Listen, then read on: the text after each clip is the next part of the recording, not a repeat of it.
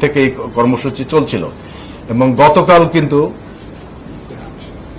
আমাদের মহামান্য হাইকোর্টের অ্যাপিলেট ডিভিশন থেকে স্পষ্ট করেই 2018 সালের পরিপত্রকে বলবৎ রেখে 4 সপ্তাহের জন্য স্থগিত আদেশ প্রদান করেছে, যার পরিপ্রেক্ষিতে এখন আজকে বা এই 4 সপ্তাহ আমি মনে করি যে স্পষ্টতই 2018 সালের যে পরিপত্র সেটি বলবৎ হয়েছে এবং সে কারণে এই স্টুডেন্টদের আর বা এই যারা এই আন্দোলন করছে তাদের একত্রিত হয়ে জনদুর্ভোগ করার কোনো অবকাশ বা প্রয়োজন আছে বলে ঢাকা মেট্রোপলিটন পুলিশ মনে করে না। সে কারণে আমাদের পক্ষ থেকে যারা এই আন্দোলন করছে সে স্টুডেন্টদের প্রতি অবশ্যই আমাদের ভালোবাসা আছে, সহমর্মিতা আছে, সবকিছু আছে, কিন্তু সেই সাথে আমাদের মনে রাখতে হবে যে আমাদের দেশের প্রচলিত আইন, আমাদের দেশের সর্বোচ্চ আদালত এর প্রতিও সকলকে শ্রদ্ধাশীল থাকতে আমরা বাধ্য।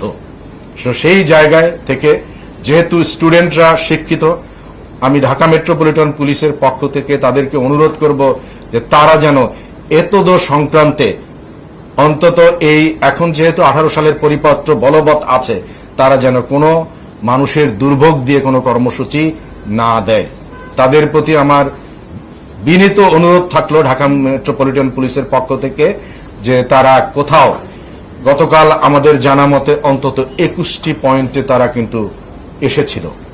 আমরা তাদের সাথে পেশাদারিত্বের সহিত তাদেরকে মোকাবেলা করেছি অথবা তাদের সাথে কথা বলেছি, কিন্তু আমরা সেটি মনে রাখতে হবে যে এর বাইরেও স্টুডেন্টদের বাইরেও সম্মানিত মহানগরবাসীর নিরাপত্তা এবং কনস্টিটিউশনের 36 অনুযায়ী ফ্রিডম অফ মুভমেন্ট সেটি এনশিওর করতে আমরা বাধ্য।